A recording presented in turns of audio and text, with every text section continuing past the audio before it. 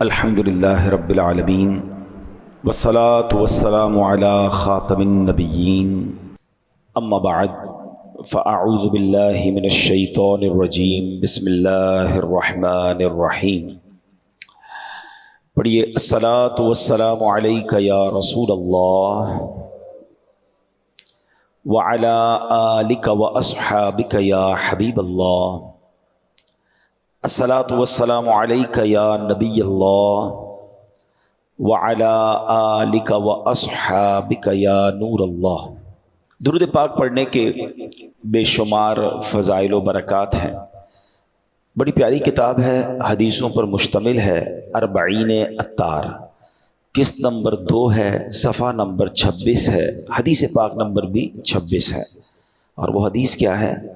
بہت سارے لوگ ملتے ہیں، کہتے ہاتھ تنگ ہے، گزارا نہیں ہو رہا، غربت ہے، مہنگائی بڑھ گئی ہے۔ اب یہ دیکھیں، نبی پاک علیہ الصلوۃ والسلام نے فارمولہ دے دیا ہے۔ میرے آقا فرماتے ہیں اللہ پاک کا کثرت سے ذکر کرنا اور مجھ پر درود شریف پڑھنا غربت دور کرتا ہے۔ تو یہ ذہن بنا لیں کہ ذکر اللہ اور درود پاک یہ کثرت سے کیا کریں۔ اب ذکر اللہ کیسے ہو سکتا ہے؟ افضل الذکر، سب سے افضل ذکر کہا گیا لا الہ الا اللہ ہے۔ تو تسبیح پڑھتے رہا کریں، لا الہ الا اللہ کی تسبیح پڑھیں اور 3-4 بار پورا کلمہ بھی پڑھ لیں، لا الہ الا اللہ محمد الرسول اللہ، یہ سب سے افضل ذکر ہے۔ پھر اس کے بعد آپ سبحان اللہ وبحمدہ سبحان اللہ العظیم یہ پڑھتے رہا کریں، سبحان اللہ، الحمدللہ، اللہ اکبر، یعنی اللہ کا ذکر زبان پہ رہے نا۔ فضول باتوں سے بچ کر جس رب نے زبان دی ہے اس رب کا ذکر کرتے رہیں، بیٹھے بیٹھے نیکیاں مل رہی ہیں، انشاءاللہ پریشانیاں الگ دور ہوں گی، غربت الگ دور ہوگی۔ پھر درود پاک پڑھتے رہیں، الصلاۃ والسلام علیک یا رسول اللہ صلی اللہ تعالی علی محمد صلی اللہ علیہ وسلم۔ درود ابراہیمی پڑھ لیں جو آپ نماز میں، جو درود آپ کو آسانی سے آپ پڑھ سکتے پڑھیں۔ تو کم از کم روزانہ اپنی روٹین میں کچھ تعداد میں ذکر الہی اور درود پاک کو ضرور شامل کریں۔ بہتر تو یہ ہے کہ ہر نماز کے بعد جو تسبیح فاطمہ ہے 33 بار سبحان اللہ، 33 بار الحمدللہ، 34 بار اللہ اکبر پڑھ لیا کریں۔ پھر اسی طرح ایک تسبیح درود پاک کی ہر نماز کے بعد پڑھ لیں تو انشاءاللہ اچھی کوانٹٹی میں ہو جائے گا۔ ایک بار محبت سے بآواز بلند درود پاک پڑھ لیجئے، صلو علی الحبیب صلی اللہ تعالی علی محمد صلی اللہ علیہ وسلم۔ اب ہم انشاءاللہ قرآن پاک کی وہ آیت انشاءاللہ پڑھیں گے اور اس کا ترجمہ اور اس کے بارے میں جانیں گے۔ اور میں نے یہ بھی بتایا ہوا ہے بیان میں کہ بے شک پورا قرآن ہی پڑھنا ہے، مگر قرآن میں کچھ خاص آیتیں ہیں جس میں اللہ نے مومنوں سے بات کی ہے، مجھ سے اور آپ سے ڈائریکٹ بات کی ہے۔ کیسے بات کی ہے؟ یا ایھا الذین آمنو کہہ کر، ٹھیک ہے؟ آج انہی میں سے ایک آیت ہم سنیں گے بھی اور پھر اس کو سمجھنے کی کوشش کریں گے۔ توجہ سے سننا ہے آپ نے۔ پارہ نمبر 17 ہے، سورہ حج ہے اور آیت نمبر 77 نمبر آیت۔ اللہ قرآن میں فرماتا ہے یا ایھا الذین آمنوا ارکعوا واسجدوا واعبدوا ربکم وافعلوا الخیر لعلکم تفلحون۔ صدق اللہ العظیم۔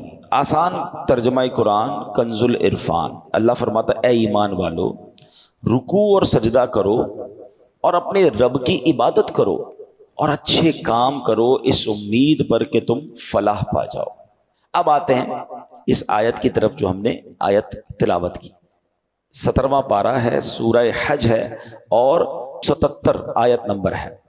3 نکاتی فارمولہ اللہ نے دیا ہے اور اس فارمولے میں انعام بھی بتا دیا ہے کہ جو ان 3 اسٹیپس کو فالو کر لے گا اسے کیا ملے گا؟ وہ فلاح پا جائے گا، ساری زندگی کامیابی سے گزارے گا، آخرت میں بھی اسے انعام مل جائے گا۔ یہی تو چاہیے نا کہ زندگی بیسٹ گزرے اور آخرت میں بھی محروم نہ رہو، ادھر بھی اللہ سکون دے ادھر بھی سکون دے۔ کچھ لوگ صرف یہیں کے سکون، یہیں کے مزے، یہیں کی راحت کے لیے جیتے ہیں، بس یار ادھر موج ہو جائے، دنیا میں مزے ہوں۔ میں سوال کرتا ہوں آپ سے، کسی شخص کے دنیا میں مزے ہیں، بڑا اچھا گھر بھی ہے، تو گاڑیاں بھی ہیں، تو پیسے بھی ہیں، تو جو بھی ہے، جس قبر میں مر کے جانا ہے وہ کیڑے انتظار کر رہے ہیں، وہ سانپ انتظار کر رہے ہیں۔ بتاؤ یہ زندگی اچھی ہے؟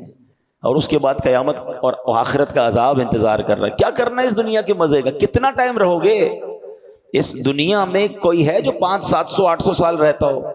اب تو ہماری ایوریج لائف مشکل سے 60-70 سال، وہ بھی جی لیا تو جی لیا، اس سے پہلے ہی چلے جاتے ہیں لوگ. تو ایسی 50-60-70 سال کے مزے کے لیے قیامت تک کے لیے قبر میں عذاب بھگت لوں، اور پھر اللہ نہ کرے قیامت کے دن بھی شرمندگی ہو، وہاں الگ تکلیف. نہیں، ہمیشہ پلاننگ یہ ہونی چاہیے دنیا میں بھی سکون ہو، ادھر بھی لائف اچھی گزرے، اللہ ادھر بھی لائف اچھی وہ، اور اس کی زیادہ فکر ہونی چاہیے. عقل مند کون ہوتا ہے؟ جدھر زیادہ رہنا ہے ادھر کی زیادہ تیاری. لاجک بھی یہی. آپ فکر کہاں کی کرتے ہیں؟ اپنے گاؤں میں گھر اچھا بن جائے، ادھر ذرا اچھا سکون کے ساتھ رہوں، تھوڑا ٹائم یہاں آیا ہوں پھر چلا جاؤں گا. ایسا ہی ہے نا؟ بالکل یہی ذہن بناؤ. ہم دنیا میں مہمان بن کر آئے ہیں، 50-60-70 سال کا ایگزام دینے آئے ہیں. اصل زندگی وہ ہے. کاش یہ بات ہمیں سمجھ آ جائے نا، تو پھر دنیا کی رنگینی کے لیے حرام نہیں کرے گا بندہ، پھر دنیا میں سکون پانے کے لیے کسی پر زیادتی نہیں کرے گا، پھر کیونکہ اس کو یہ پتہ ہے اگر تھوڑی تکلیف بھی ہے تو انشاءاللہ اس کے بعد بڑی راحت آنے والی ہے. اور اللہ پاک نے جو یہ قرآن کی جو میں آیت پڑھنے جا رہا ہوں نا، یہ عمل کوئی کر لینا، دنیا میں بھی سکون، آخرت میں بھی سکون، ادھر بھی مزے انشاءاللہ ادھر بھی مزے. اب 3 نکاتی فارمولہ ہے، پراپرلی توجہ سے سنیے. اللہ قرآن میں فرماتا ہے اے ایمان والو. دیکھو بات مجھ سے اور آپ سے ہو رہی ہے، بے ایمان سے تو نہیں ہو رہی نا. جب مجھ سے اور آپ سے اللہ بات کر رہا ہے تو بی کانشیس، توجہ سے سنیں نا. اور ہم پڑھتے ہی نہیں ہیں کہ اللہ نے قرآن میں مجھ سے اور آپ سے کیا بات کی ہے. 89 ٹائمز اللہ نے بات کی ہے قرآن میں، 89 آیتیں ہیں. میں نے پہلے بھی مشورہ دیا ہے، دوبارہ دیتا ہوں. اب ہم پورے قرآن میں خود سرچ کریں تو بڑا مشکل ہے. دعوت اسلامی والوں نے آسان کر دیا. یا ایھا الذین آمنوا والی ساری آیتیں جمع کر کے ایک کتاب جاری کر دی ہے. اس کتاب کا نام کیا ہے؟ اے ایمان والو. اچھا وہ کتاب آپ کہاں سے لے سکتے ہیں؟ مکتبۃ المدینہ دعوت اسلامی کا ادارہ ہے، اس کی ویب سائٹ پہ جائیں، وہ آپ کو گھر پہ ڈراپ کر دیں گے. آپ کو لگتا ہے یار کتاب خریدنے میں پیسے خرچ ہوں گے، ہمیں پیسے نہیں کمانے. ہم نے دعوت اسلامی .net پر یہ کتاب فری ڈاؤن لوڈ کے لیے رکھ دی ہے. ڈاؤن لوڈ کیجئے، پڑھ لیجئے، پڑھیں تو صحیح کہ اللہ نے فرمایا کیا ہے. اب ان میں سے ایک آیت ہے، اللہ نے فرمایا یا ایھا الذین آمنوا ارکعوا واسجدوا. پہلا نقطہ، ہم 3 پوائنٹس کو کنٹینیو ڈسکس کریں گے، ٹھیک ہے. پہلی بات کیا فرمائی؟ اے ایمان والو رکوع اور سجدہ کرو. اس کا مطلب یہ ہے کہ رکوع اور سجدے کرو کا کیا مطلب ہے؟ نماز پڑھو. چونکہ نماز کے جو رکن اعظم ہے نا وہ سجدہ اور رکوع ہے، تو اس لیے قرآن کریم میں کبھی نماز کو رکوع اور سجدہ بھی کہہ دیا جاتا ہے. جیسے آپ نے بڑی مشہور آیت سنی ہوگی وَارْكَعُوا مَعَ الرَّاكِعِينَ. قرآن کہتا ہے اور رکوع کرنے والوں کے ساتھ رکوع کرو. بندہ صرف رکوع تو نہیں کرتا نا، پوری نماز پڑھتا. یہ اشارہ ہے، اور یہاں جماعت سے نماز پڑھنے کی طرف اشارہ ہے کہ لوگ جب نماز پڑھ رہے ہیں تو جماعت ہو رہی ہے، ان کے ساتھ مل کر نماز پڑھو. تو یہ قرآن کا ایک انداز ہے. تو اب پہلا نسخہ کیا قرآن نے دے دیا؟ فرسٹ پوائنٹ، کامیابی کا، فلاح کا پہلا نسخہ کہ نماز پڑھنی ہے. پھر دوسرا کیا ہے؟ اچھا اسی میں آگے اللہ نے کیا فرمایا؟ وَاعْبُدُوا رَبَّكُمْ. اور اپنے رب کی عبادت کرو. پہلے میں نماز کہہ دی، تو اب دوسرے میں کیا ہے؟ دوسرے نقطے میں اس کا مطلب علماء نے فرمایا اس کے 3 معنی بنتے ہیں، یعنی 3 باتیں ارشاد فرمائی گئیں. اے ایمان والو کامیابی پانے کے لیے خالصتاً اللہ پاک کی عبادت کرو. عبادت کرنی ہے مگر اللہ کے لیے، ریاکاری، دکھاوا، لوگوں کو پتہ چلے میرا نام ہو جائے، نہیں، اللہ کے لیے خالصتاً. یہاں اس سے ایک مراد یہ ہے. پھر فرمایا اے ایمان والو نماز کے علاوہ جتنی قسم کی عبادتیں ہیں، صرف نماز تو عبادت نہیں ہے نا، روزہ ہے، زکوٰۃ ہے، اگر حج فرض ہے تو حج کرو، تلاوت کرو، درود پاک پڑھو، ماں باپ کی خدمت کرو، وغیرہ وغیرہ. اب یہ عبادتیں بجا لاؤ. یہاں دوسرا نقطہ یہ ہے، اس کی تیسری بات علماء نے یہ فرمائی کہ اے ایمان والو کامیابی پانے کے لیے عبادت کرو، پورے اخلاص کے ساتھ کرو، مگر ساتھ ساتھ گناہوں سے بھی بچتے رہو. یہ بڑا مسئلہ ہے. ہم عبادت تو کر لیتے ہیں، ابھی دیکھیں نا رمضان آئے گا تو ماشاءاللہ تقریباً لوگ جن کو اللہ پاک نے ہدایت دی ہے وہ نماز بھی پڑھتے ہیں، روزے بھی رکھتے ہیں، تراویح بھی پڑھتے ہیں، لیکن گناہ سے بچنے والی جو سائیڈ ہے نا ہم اس کو نہیں دیکھ پا رہے ہوتے ہیں، اور یہ بہت ضروری ہے. اس کو آپ آسان لفظوں میں یوں سمجھیں کہ آپ کبھی ڈاکٹر کے پاس جائیں اور آپ کہیں میرا گلا بڑا خراب ہے، اور ڈاکٹر آپ کو گلے کی دوائی دے. آپ تھوڑے دنوں بعد جائیں کہ ڈاکٹر صاحب ساری دوائی پی لی ابھی تک گلا ٹھیک نہیں ہوا. تو ڈاکٹر صاحب کہیں کہ بھائی آپ نے کوئی ٹھنڈے پانی سے اور کھٹے سے پرہیز کیا تھا؟ تو آپ کہیں نہیں میں تو دوائی بھی ٹھنڈے پانی سے ہی پیتا ہوں. تو ڈاکٹر کیا کہیں گے؟ آپ اور 2-4 ڈبے بھی کھا لیں پھر بھی آپ کا گلا ٹھیک نہیں ہونا. دوائی کے ساتھ ساتھ پرہیز بھی تو ضروری ہے نا. ہیں. اب اس کو اس طرح سمجھیں کہ ہم دوائی تو لے رہے ہیں نمازیں پڑھ کے روزے رکھ کے، مگر پرہیز نہیں کر رہے، گناہ بھی کر رہے ہیں، دونوں ساتھ چلا رہے ہیں. نہیں، قرآن کیا کہتا ہے؟ اے اللہ کے بندو، اللہ کی عبادت کرو مگر گناہ سے بھی بچو. اور اب آئیے آگے چلتے ہیں، ایک حدیث پاک سے اس بات کو ذرا اور سمجھ لیں گے تو اور بات کلیئر ہو جائے گی. پیارے آقا علیہ الصلوۃ والسلام نے حضرت ابو ہریرہ رضی اللہ عنہ کو نصیحت فرمائی، کن ورعن تکن اعبد الناس. اے ابو ہریرہ پرہیزگار ہو جاؤ، گناہوں سے بچتے رہا کرو، سب سے بڑے عبادت گزار ہو جاؤ گے. ہم کیا سمجھتے ہیں؟ بہت زیادہ عبادت کرنے والا عبادت گزار ہوتا ہے. یقیناً عبادت کرنی ہے مگر گناہ سے بچنا از ویری امپورٹنٹ. یہ دونوں ملیں گے تو سمجھ لیں اس کی برکتیں ملیں گی. اس کو اور اچھے انداز سے سمجھیے. حضرت عمر فاروق رضی اللہ تعالیٰ عنہ مسلمانوں کے دوسرے خلیفہ ہیں نا، لوگوں سے خود آپ نے ایک سوال کیا، ساتھی بیٹھے تھے آپ کے، آپ نے کوشچن کیا ای الناس افضل، لوگوں میں سب سے افضل بندہ کون ہے؟ لوگوں نے عرض کی نمازی. نمازی افضل ہے؟ تو آپ نے فرمایا نہیں، نمازی بھی بعض دفعہ گناہ کرتا ہے، نیکیاں بھی کرتا ہے. یہ بھی تو ممکن ہے کہ نماز بھی پڑھے اور بہت سارے گناہوں میں مبتلا بھی ہو. فرمایا نہیں، صرف نمازی افضل نہیں ہو سکتا. لوگوں نے عرض کی راہ خدا میں لڑنے والا، جہاد کرنے والا. فرمایا یہ بھی گناہ بھی کرتا ہے، نیکیاں بھی کرتا ہے. تو لوگوں نے کہا روزہ دار افضل ہے. حضرت عمر کہتے ہیں روزہ دار بھی گناہ کرتا ہے، روزہ بھی رکھتا ہے. ہر روزہ دار تو سارے گناہوں سے نہیں بچتا. پھر خود فاروق اعظم رضی اللہ تعالیٰ نے جواب دیا، افضل کون ہے؟ فرمایا سب سے افضل بندہ صاحب ورع ہے، یعنی پرہیزگار ہے، یعنی گناہوں سے بھی بچنے والا ہے. تو پھر وہ اطاعت گزاروں میں ہے، پھر اس کی اطاعت مکمل ہو جاتی ہے. تو اصل بات ہے گناہوں سے اپنے آپ کو بچانا. اللہ پاک نے ایک جگہ فرمایا نا وَاعْبُدُوا رَبَّكُمْ، اپنے رب کی عبادت کرو. اے ایمان والو، صرف اور صرف اللہ پاک کی رضا کے لیے عبادت کرو، ریاکاری سے بچو، ہر قسم کی عبادت بجا لاؤ، اور سب سے اہم یہ ہے کہ گناہوں سے بھی اپنے آپ کو بچاؤ. تو 2 پوائنٹ پورے ہو گئے. پہلا کیا تھا؟ فلاح پانے کا، کامیابی کا، کہ نماز پڑھنی ہے. دوسرا کیا ہے؟ عبادت کرنی ہے، نماز کے علاوہ جو عبادتیں وہ بھی کرنی مگر گناہ سے بھی بچنا ہے. اور اب تیسرا نسخہ قرآن میں کیا فرمایا اللہ نے؟ اور اچھے کام کرو. عبادت تو ہو گئی، اچھے کام کیا ہے؟ لوگوں کے ساتھ بھلائی کرو، صلہ رحمی کرو، ماں باپ کے ساتھ، رشتہ داروں کے ساتھ اچھا سلوک کرو، ان کے ساتھ بھلائی سے پیش آؤ، اچھے اخلاق اپناؤ. اب یہ تینوں کام کر لو گے تو کیا ملے گا؟ قرآن آگے انعام بھی بتا رہا ہے، لعلکم تفلحون، اس امید پر کہ تم فلاح پا جاؤ. تو اے میرے پیارے اسلامی بھائی، بیوٹیفل فارمولا فار سکسیس. آج کل کہتے ہیں نا کوئی سکسیس کا فارمولا بتائیے، سکسیسفل اسٹوری بتائیے. میں تو آپ کو اللہ کے کلام سے بتا رہا ہوں، جس رب نے ایمان والوں کو خود فارمولا دے دیا، 3 کام کر لو فلاح پا جاؤ گے. تو اب پریکٹس کرنے کا مہینہ آ گیا ہے، یعنی ماہ رمضان ہم پر پتہ ہے کتنی بڑی مہربانی کی گئی ہے. ثواب بڑھا دیا. کتنا ثواب بڑھا ہے؟ لوگ کہتے ہیں یار کوئی پیکج بتاؤ، کوئی ڈیل بتاؤ، کوئی جناب آفر آئی ہوئی ہے. لوگ بڑا اس پہ ایکسائٹڈ ہو جاتے ہیں کہ فلاں کمپنی نے فلاں تاریخ کو آفر لگائی ہے، بھائی جلدی جلدی کر لو. رمضان کی آفر سنو گے؟ ہاں سبحان اللہ، رمضان کی جو آفر ہے نا، میں کہتا ہوں کمال ہے. حدیثوں میں مضمون ملتا ہے کہ رمضان میں نفل کا ثواب فرض کے برابر، فرض کا ثواب 70 گنا کر دیا جاتا ہے. رمضان میں روزہ دار کا سونا بھی عبادت ہے. رمضان میں روزہ دار کے منہ سے افطار سے پہلے جو بو آتی ہے وہ اللہ کے نزدیک مشک کی خوشبو سے زیادہ بہتر ہے. رمضان کی پہلی رات جب آتی ہے، اللہ اس امت پر نظر رحمت فرماتا ہے، اور اللہ جس پر نظر رحمت فرمایا اسے کبھی عذاب نہ دے گا. رمضان میں روزانہ افطار کے وقت 10 لاکھ گناہگار جہنم سے آزاد کر دیے جاتے ہیں. کیسے پیکج ہے؟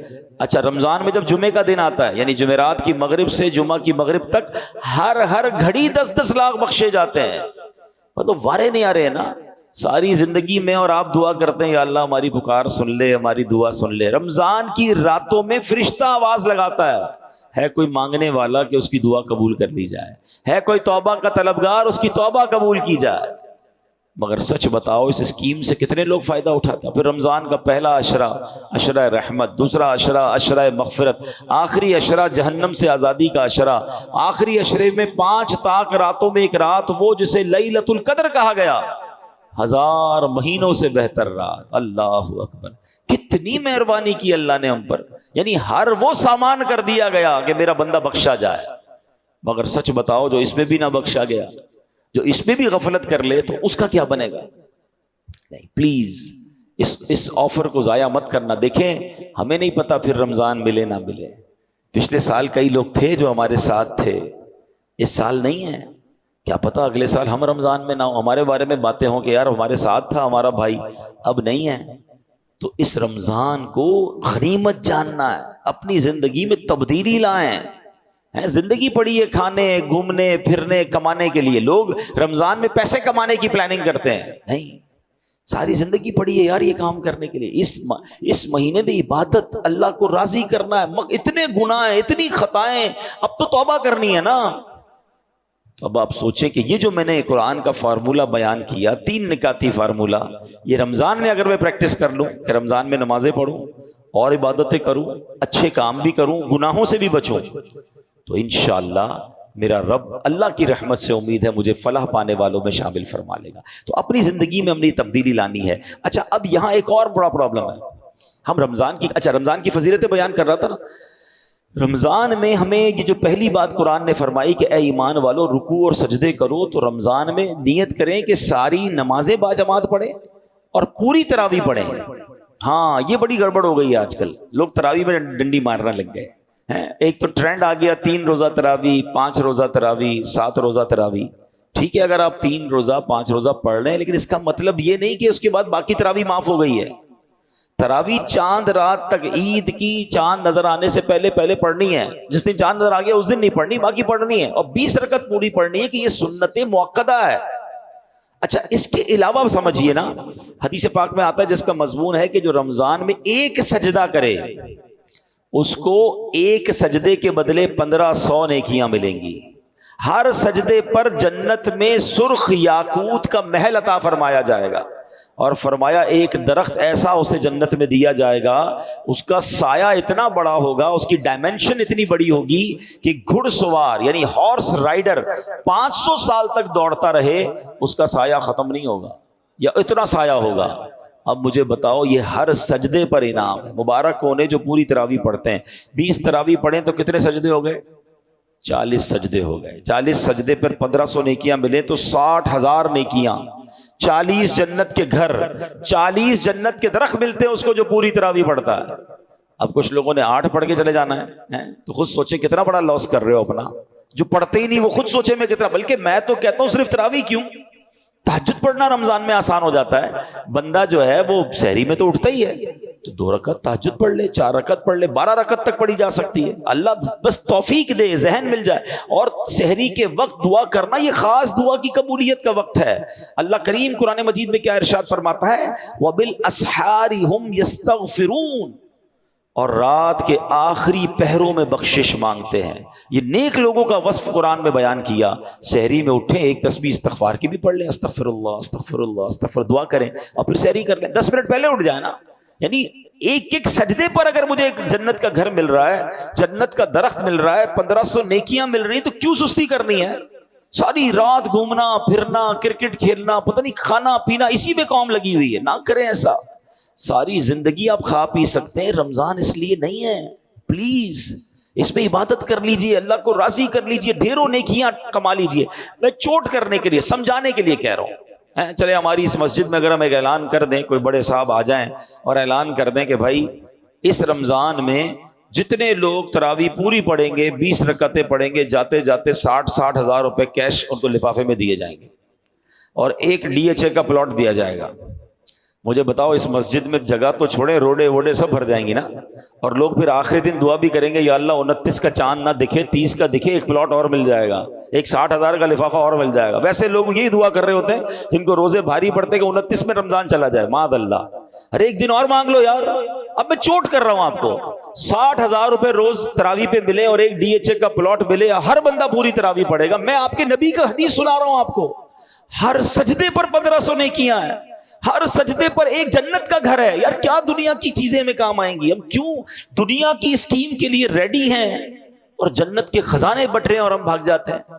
اچھا آتے ہیں کچھ لوگ نا، رمضان میں ہم نے ٹرینڈ دیکھا ہے، پہلے 3-4 دن مسجد فل ماشاءاللہ، اور چوتھے دن سے ایک صف پیچھے سے کم ہونا شروع ہوئے گی. اور آہستہ آہستہ پھر 15-17 رمضان تک نمازی کم ہو جائیں گے، پھر آخری طاق راتوں میں جوش آئے گا تو آئیں گے۔ ایسا نہ کرو یار پلیز، آپ اس بار پنکچول جم کے عبادت کریں کہ نہیں کچھ بھی ہو جائے، بلکہ رمضان میں پریکٹس کرنی ہے کہ اس بار ایسی عبادت کی عادت پڑ جائے کہ پھر رمضان تو چلا جائے ہم مسجد سے جڑ جائیں گے انشاءاللہ، ہم نماز قضا نہ کریں، ہم عبادت میں دل لگا لیں، یہ تو ہماری اور آپ کی پریکٹس کروانے آ رہا ہے۔ تو اس بار رمضان میں یہ ذہن بنا لیں کہ بس میں نے نیکیاں سمیٹنی ہیں اور میں نے اللہ کو راضی کرنا ہے۔ اللہ اکبر، نماز اوابین بھی ادا کیا کریں۔ آؤ اس کی فضیلت بتاؤں۔ یہ کیا طریقہ ہوتا ہے کہ آپ مغرب پڑھے تھے نا، 3 فرض پڑھتے ہیں، 2 رکعت سنت پڑھا کریں، 2 رکعت نفل پڑھیں اور 2 رکعت اوابین کی نیت سے پڑھ لیں۔ یہ ٹوٹل 6 رکعتیں ہوتی ہیں۔ اور سبحان اللہ حدیث پاک میں ہے جس نے نماز مغرب کے بعد 6 رکعتیں اس طرح پڑھی کہ کوئی بری بات نہ کی تو اس کے حق میں 12 سال کی عبادت کرنے کے برابر ہے۔ کتنی دیر لگتی ہے یار؟ فرض تو پڑھتے ہی ہیں، کچھ لوگ سنتیں بھی پڑھتے ہیں۔ اب انشاءاللہ رمضان میں بھی نیت کروں، اب بھوک تو لگی ہوتی ہے، کھانا ریڈی ہوتا ہے، 2-4 منٹ کی بات ہے نا۔ ایک حدیث پاک میں آیا جو مغرب اور عشاء کے درمیان مسجد میں ٹھہرا رہے، نماز اور قرآن کے علاوہ کوئی بات نہ کرے تو اللہ پاک کے ذمہ کرم پر حق ہے کہ اس کے لیے جنت میں 2 محل بنائے جن میں سے ہر ایک کی مسافت 100 سال ہوگی، دونوں کے درمیان اس کے لیے درخت لگائے گا، اگر اہل دنیا اس کا چکر لگائیں تو وہ سب کا احاطہ کر لے۔ یوں بٹرے ہوتے ہیں خزانے۔ اللہ کے گھر میں آیا کریں، بیٹھا کریں، جلدی نہ مچایا کریں، اور پھر مسجد کا ادب بھی کرنا ہے۔ یہ بات بھی میں سمجھا دوں۔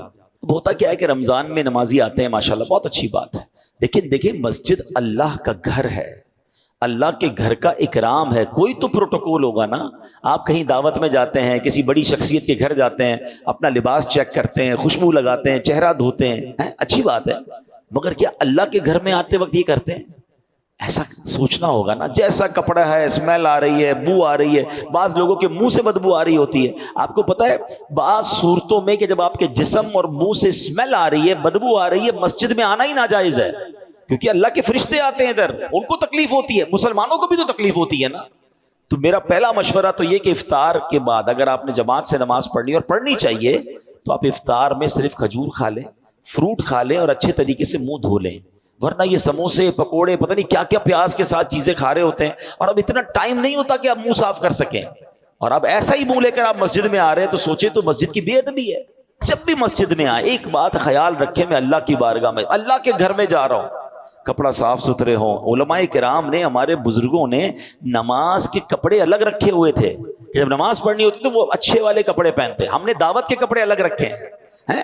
کچھ لوگ نماز ایسے کپڑے پہن کے پڑھتے ہیں جب کسی کے سامنے وہ کپڑے نہیں پہن سکتے، ہم نے دیکھا گھر میں وہ عجیب سے کپڑے پہن کے نمازیں پڑھ رہے ہیں، بھائی باقی کے یہی کپڑے پہن کے کسی دنیا دار کے پاس جاؤ گے؟ نہیں، ذرا رکیں، ذرا استری کروا لو، ذرا کپڑے تیار کر لو۔ خود سوچیں یار، جتنا اکرام کریں گے، جتنی عزت کریں گے، مسجد میں جتنے وقار سے آئیں گے، انشاءاللہ اتنا نوازا جائے گا۔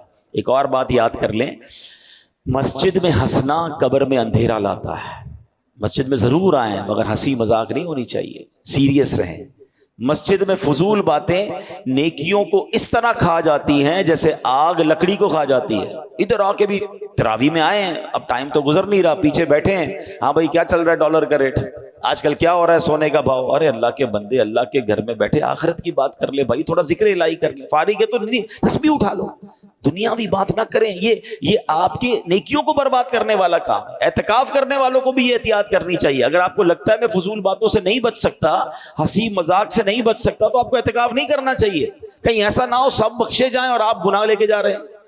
تو ادب کے ساتھ جتنا مسجد کا ادب کریں گے اتنی برکتیں ملیں گی۔ مسجد میں ایک اور شرعی مسئلہ بھی سن لیں، مسجد میں کھانا پینا، سونا، سحری افطاری کرنا یہ جائز نہیں، لیکن اگر کوئی مسجد میں آ کر اعتکاف کی نیت کر لے گا تو پھر یہ چیزیں اس کے لیے ضرورتاً جائز ہو جائیں گی۔ تو اپنی عادت یہ بنائیں کہ جب بھی مسجد میں آئیں، when ever you enter in مسجد، آپ نے اعتکاف کی نیت کر لینی۔ کیسے کرتے ہیں؟ دل میں کر لیں میں اعتکاف کی نیت کرتا ہوں، زبان سے کہہ لیں نویت سنت الاعتکاف، تو اب آپ کا یہ کھانا پینا وغیرہ جائز ہو جائے گا۔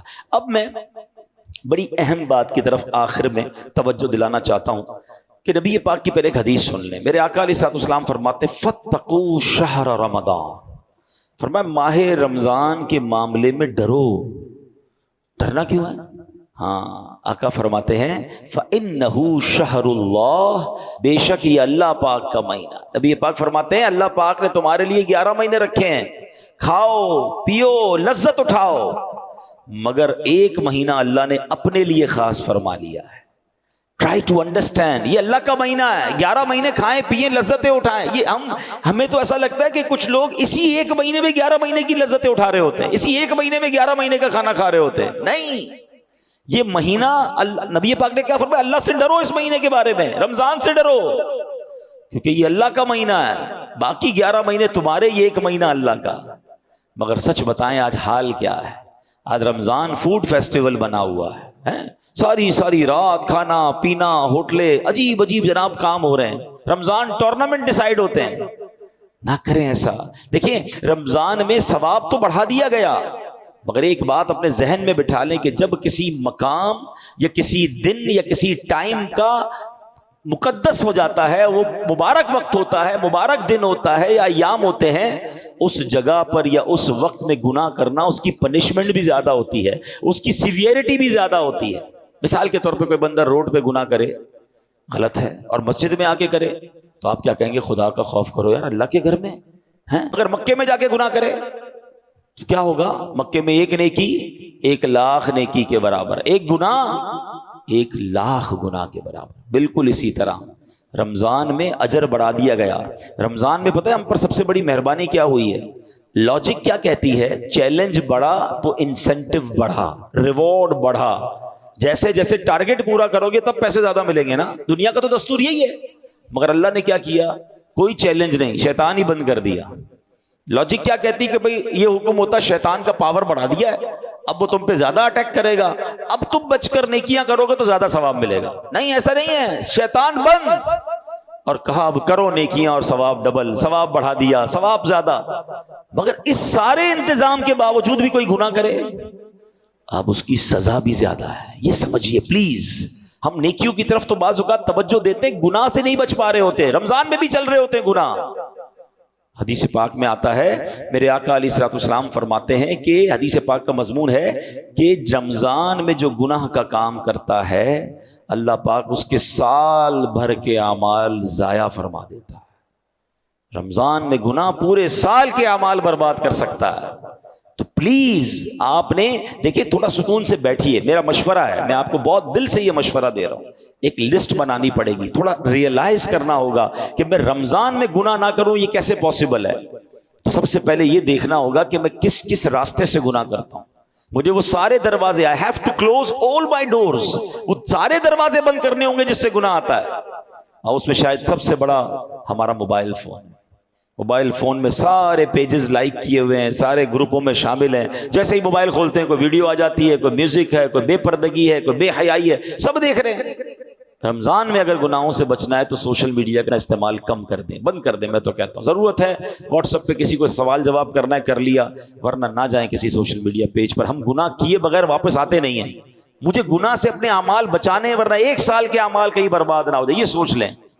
پھر اس کے بعد اگر کوئی ایسی گیدرنگ ہے کہ جہاں میں جاتا ہوں اور وہاں جانے سے گناہ سے بچتا نہیں ہوں، دوستوں میں بیٹھتا ہوں تو ہنسی مذاق کے علاوہ غیبتیں ہو رہی ہیں، جھوٹ ہو رہا ہے، دل آزاریاں ہو رہی ہیں، تو اس سے اپنے آپ کو بچانا ہے. تو اس گیدرنگ کو چھوڑ دیں. رمضان میں ہیں، مسجد میں رہیں، عبادت کریں، تلاوت کریں، گھر بیٹھیں، مدنی چینل دیکھ لیں، فیضان مدینہ تشریف لے آئیں. بلکہ میں تو آپ کو ایک لائف ٹائم ایکسپیرینس بتاتا ہوں. کمال ہے دعوت اسلامی کا، پورا مہینہ گناہوں سے بچانے کا ایک فارمولہ دعوت اسلامی نے کیا دیا ہے. امیر اہل سنت نے سبحان اللہ کہ پورے مہینے کا اعتکاف فیضان مدینہ میں ہو رہا ہے. آپ کو جان کر حیرت ہوگی، نبی پاک علیہ الصلوۃ والسلام نے زندگی میں ایک بار پورے مہینے کا اعتکاف فرمایا تھا. پھر فرمایا کہ آخری عشرے کی 5 طاق راتوں میں ایک شب قدر ہے، آؤ میرے ساتھ اعتکاف کر لو. کیا زندگی میں ایک مہینہ ہم ایسا نہیں دے سکتے کہ ہم تمام گناہوں سے بچنے کے لیے اللہ کے گھر میں بیٹھ جائیں؟ آپ کے لیے پورا مہینہ ممکن نہیں، آخری عشرے کا اعتکاف کریں. لیکن اس مہینے میں ایک ٹارگٹ آج نیت کر کے جائیے، کچھ بھی ہو جائے ایک بھی گناہ نہیں کروں گا انشاءاللہ. شیطان بند ہے پھر بھی گناہ کروں یار، پھر بھی جھوٹ، پھر بھی غیبت، پھر بھی دل آزاری، پھر بھی حرام روزی نہیں. آنکھوں کو گناہ سے بچائیں، ہاتھوں کو بچائیں. اللہ مجھے بھی یہ عمل کرنے کی توفیق عطا فرمائے، آپ کو بھی نصیب فرمائے. رمضان میں ایک اور نیکی ضرور کیجئے گا کہ اللہ کی راہ میں دل کھول کر خرچ کریں. یہ ماہ سخاوت بھی ہے، اپنے لیے بھی اپنے رشتہ داروں، اپنے غریب ملازمین، ان کو تقسیم کریں، سحری افطاری کرائیں، اللہ کی راہ میں خرچ کریں. یہ خرچ کرنے سے مال کم نہیں ہوتا. انشاءاللہ آپ اپنی آنکھوں سے اس میں ملٹیپلیکیشن دیکھیں گے. جس کی زکوٰۃ کا ٹائم پورا ہو گیا وہ پوری زکوٰۃ ادا کرے.